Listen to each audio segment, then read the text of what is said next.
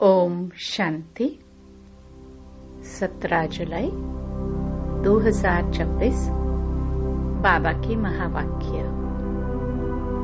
मीठे बच्चे, यह भारत भूमि निराकार बाप की जन्मभूमि है। यहाँ ही बाप आते हैं तुम्हें राजयोग सिखलाकर राजाई देने, तुम्हारी सेवा करने। प्रश्न। शिव बाबा अपने हर एक बच्चे से कौन सी प्रतिज्ञा कराते हैं? उत्तर। मीठे बच्चे, प्रतिज्ञा करो कि बाबा हम कोई भी विकर्म नहीं करेंगे। 5 विकारों का हम दान देते हैं। अंदर में डर रहना चाहिए। अगर हम दान देकर फिर वापस लेंगे तो बहुत पाप बन जाएगा, जिसकी कड़ी सजा खानी पड़ेगी। हरिश्चंद्र की कहानी भी इस पर बनी हुई है। ओम शांति। यह बच्चों की है गॉडली स्टूडेंट लाइफ। बच्चे जानते हैं कि हम उनके पास आए हैं। वही कल्प कल्प भारतवासी बच्चों को आकर राज्य भाग्य देते हैं। भारत में ही आते हैं ना। यह भारत भूमि है। अपनी भूमि पर बहुत प्यार रिकॉर्ड होता है।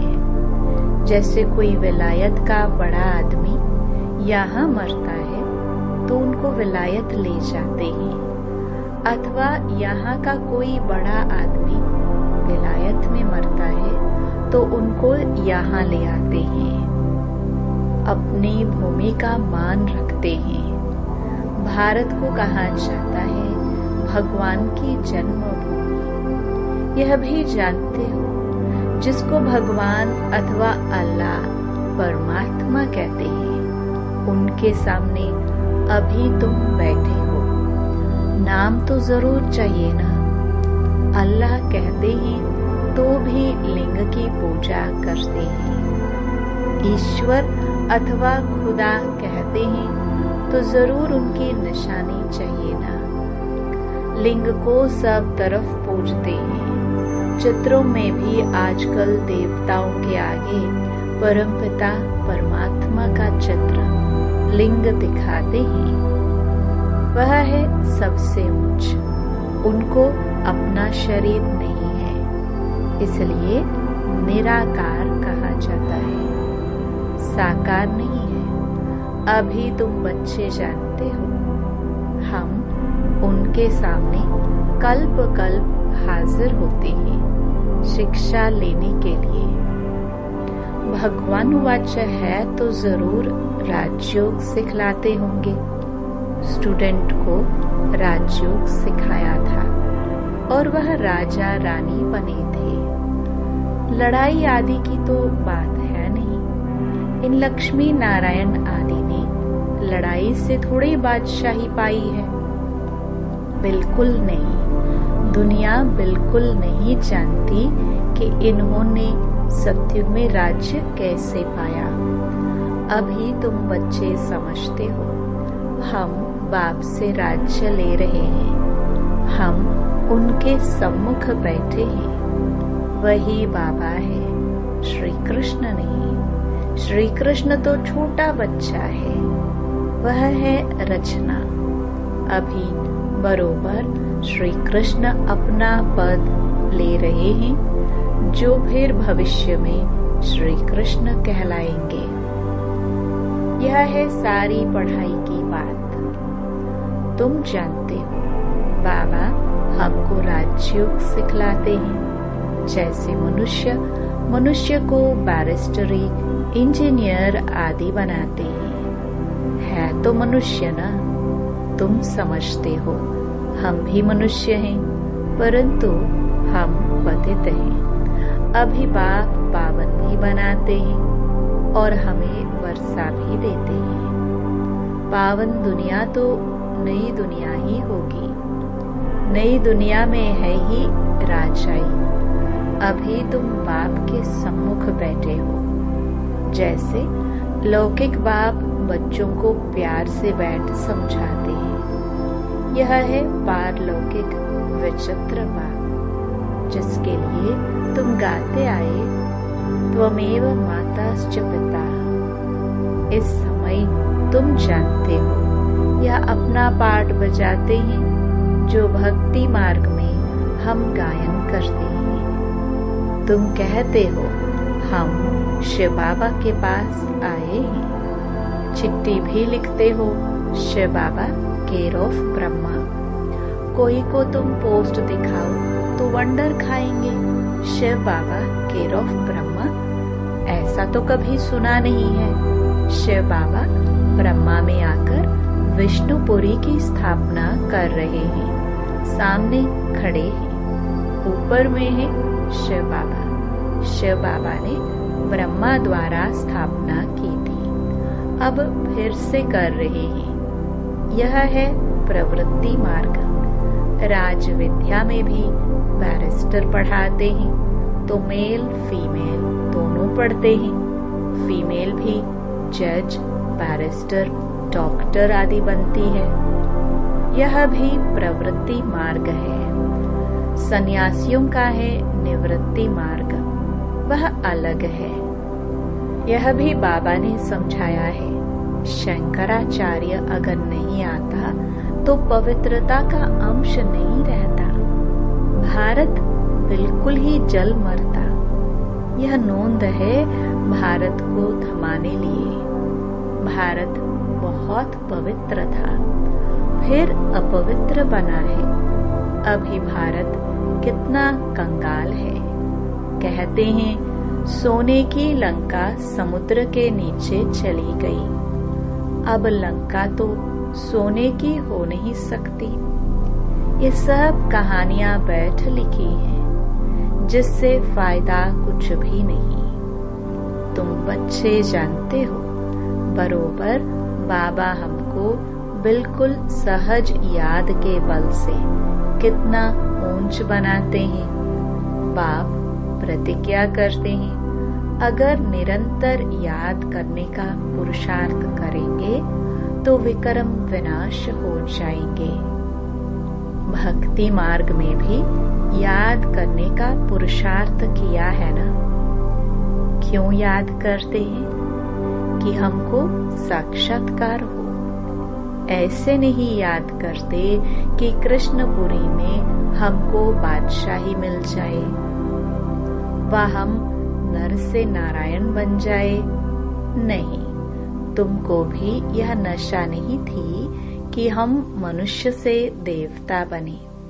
गाते भी है मनुष्य से देवता किए करत न लागी वार। तुम देखते हो बरोबर कलयुग के बाद सतयुग आएगा। कलयुग में इतने मनुष्य हैं, सतयुग में एक धर्म होगा। अभी तुमको आत्मा और परमात्मा का भी ज्ञान मिला है। दुनिया में एक भी मनुष्य नहीं जिसको आत्मा का ज्ञान हो।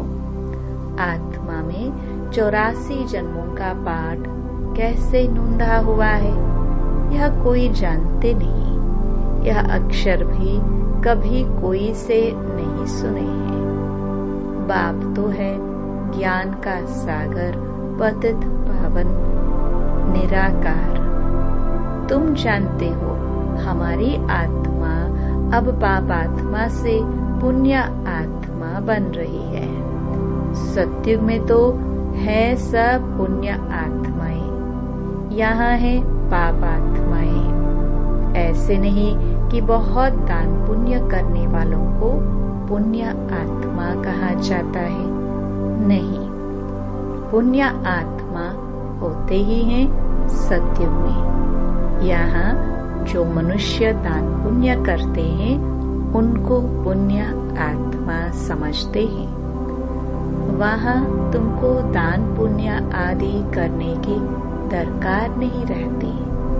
वहाँ गरीब कोई होता ही नहीं। तुम वहाँ सदैव के लिए पुण्य आत्मा हो ही।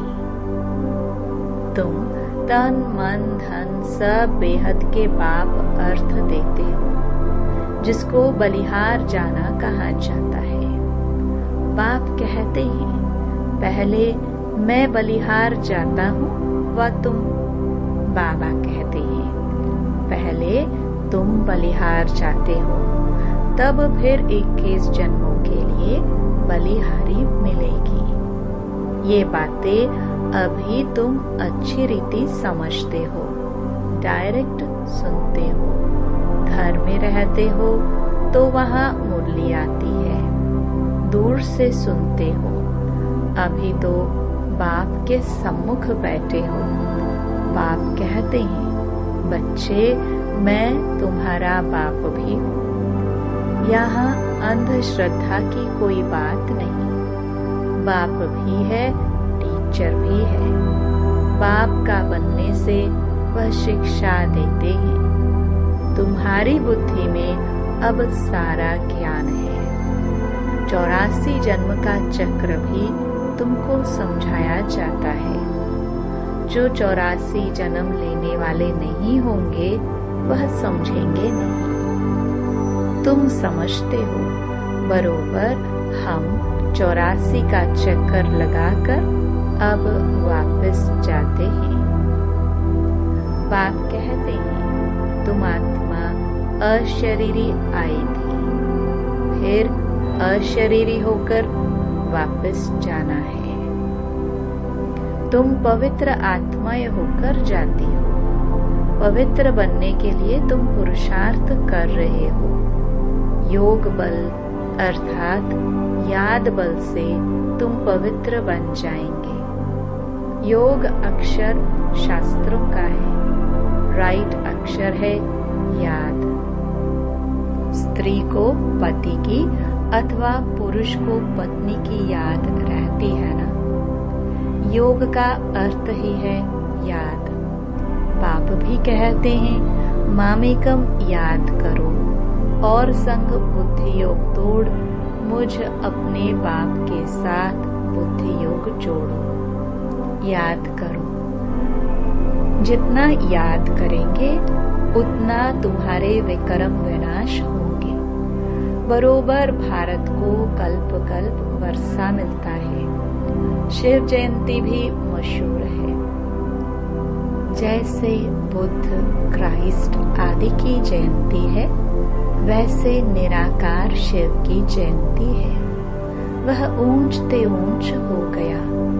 कृष्ण जयंती भी मशहूर है, परंतु वह क्या आकर करते हैं यह किसको भी पता नहीं है। श्री कृष्ण सतयुग का प्रिंस था। जरूर उनको कोई ने ऐसा कर्म सिखाया होगा जो सतयुग का प्रिंस बना। छोटा बच्चा तो पवित्र ही है, वहाँ विकार की बात नहीं होती। बच्चा शुद्ध रहता है। भगवान तो एक ही निराकार है, गॉड इज वन। बाकी सारी है रचना। रचना से कभी रचना को वर्षा नहीं मिल सकता है। वर्षा बाप से मिलेगा। भाई को भाई से वर्षा नहीं मिल सकता। तुम सब भाई भाई हो, ब्रदरहुड कहते हैं ना। बाप तो एक ही है, वर्षा बाप से मिलेगा। सर्व भाइयों का सदगति दाता एक बाप है। सभी आत्माओं को बाप से वर्षा मिल रहा है। बाप कहते हैं, मैं आत्माओं को आकर पढ़ाता हूँ, आत्माओं को सदगति देता हूँ। बाप बैठ राजयोग सिखलाते हैं। इस पढ़ाई का पद तुमको यहाँ नहीं पाना है। वह बैरिस्टर आदि इस जन्म में बनते हैं, फिर दूसरा जन्म लेकर फिर से पढ़ेंगे। तुम जानते हो, इस पढ़ाई से हम 21 जन्म के लिए प्रारब्ध पाते हैं। वहाँ सतयुग में डॉक्टर आदि कोई होते नहीं, वहाँ बीमारी ही नहीं होती। यहाँ तुम गर्भ महल में रहते हो, यहाँ गर्भ जेल में रहते हो, जहाँ बहुत सजाएं मिलती है। तब पुकारते हैं, इस जेल से बाहर निकालो, हम फिर कोई भूल नहीं करेंगे। धर्मराज से प्रतिज्ञा करते हैं, यहाँ तुमको शिव बाबा से प्रतिज्ञा करनी है। बाबा, हम कभी विक्रम नहीं करेंगे। 5 विकार हम आपको दे देते हैं। यहाँ भी बाप जानते हैं कि विकार कोई ऐसे फट से नहीं छूटेंगे। अंदर डर रहना चाहिए। हम विकारों का दान देकर फिर लेंगे तो बड़ा पाप हो जाएगा। जैसे राजा हरिश्चंद्र का मिसाल है। बाप जानते हैं ऐसे नहीं कि 5 विकार झट से छूट जाते हैं। नहीं, टाइम लगता है। तुम्हारी कर्मातीत अवस्था होगी तब लड़ाई लगेगी। यह 5 विकार हैं बड़े दुश्मन। उसमें भी मुख्य एक है देह अभिमान। उसका दान देना कितना मुश्किल है। घड़ी घड़ी बाप कहते हैं, अपने को आत्मा समझ मुझ बाप को याद करो, परंतु यह होता नहीं है। देह अभिमानी बनने से फिर काम की चोट लगती है। देह अभिमान सबसे तीखा है। देही अभिमानी बनने की मेहनत है। मुख्य है देह अभिमान आने से ही पाप हुए हैं। 5 विकार दान में देना पड़े, इसमें समय लगता है। साजन बिगर सजनिया तो जाना सके। पहले साजन को जाना है, फिर सजनिया। साजन को आकर सब आत्माओं को ले जाना है। जब तक कर्मातीत अवस्था हो तब तक पुरुषार्थ करना है। देह अभिमान आने से ही फिर भूले होती हैं। कहते हैं, बाबा देह अभिमान में आकर विकार में गिरे। तूफान तो बहुत आएंगे। विकार का संकल्प आए, परंतु कर्मेंद्रियों से कभी कोई पाप नहीं करना। माया को जीतने के लिए कितनी मेहनत करनी पड़ती है। बाप कहते हैं, अगर शादी की हुई है तो पवित्र रहकर दिखाओ, तो सन्यासी भी देखेंगे। तुमको आमदनी देखो कितनी भारी है। पवित्र रह दिखाया तो बहुत ऊंच पद पाएंगे। तुम पर तो सब कुर्बान जाएंगे। बाबा भी महिमा करते हैं। भल पवित्र भी रहे, परंतु फिर योग भी चाहिए। योग में ही घड़ी घड़ी विघ्न पड़ते हैं। देह अभिमान आ जाता है। पवित्र रहते हैं सो तो ठीक। पवित्रता से ही पवित्र दुनिया में वर्षा पाएंगे, परंतु फिर माया भी जोर रखेगी। माया बहुत वार करती है। बाप समझाते हैं, यह सब होगा। बहादुरी दिखलाते हैं, परंतु साथ साथ निरंतर याद भी रहे, तब ही विक्रम विनाश होंगे। रुस्तुम जो बनते हैं उनको माया भी बहुत सताती है। याद में मुश्किल रह सकते हैं। जो रह सकते हैं उनसे अनुभव पूछना चाहिए। क्या समझते हैं, कैसे रहते हैं। याद में रहने से विक्रम विनाश होंगे। यह बात ही बिल्कुल न्यारी नहीं है। यहाँ बैठे हो तो नशा चढ़ा हुआ है। यह भी समझते हैं भगवान एक ही निराकार है, न कि श्री कृष्ण। वास्तव में श्री कृष्ण के लिए शास्त्रों में बातें लिख दी है। ओखली से बांधा, ये किया, वह कोई बात है नहीं। यह भी उनकी ग्लानि करती है, इंसल्ट करते हैं। श्री कृष्ण में तो कोई भी अवगुण नहीं था। चंचलता करना यह भी एक अवगुण है ना। श्री कृष्ण तो बिल्कुल ही मर्यादा पुरुषोत्तम है। उनकी महिमा गाते हैं सर्वगुण संपन्न। गाया जाता है गुरु ब्रह्मा गुरु विष्णु।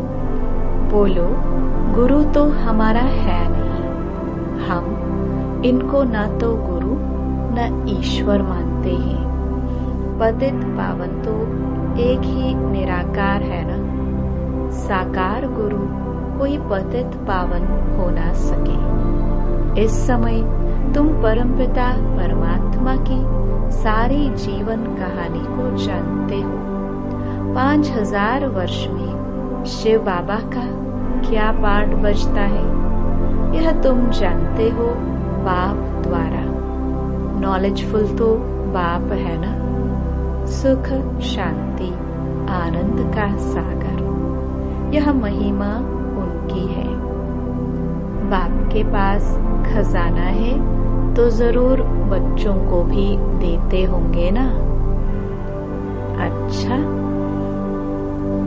मीठे मीठे सिखिलदे बच्चों प्रति माता पिता बाप दादा का याद प्यार और गुड मॉर्निंग। रूहानी बाप के रूहानी बच्चों को नमस्ते।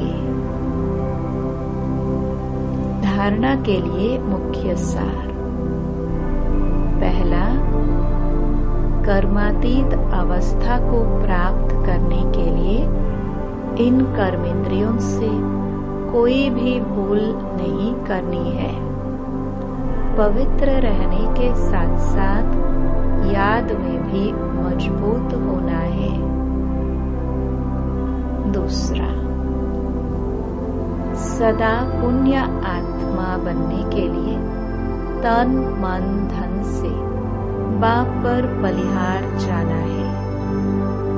एक बार बलिहार जाने से 21 जन्म के लिए पुण्य आत्मा बन जाएंगे।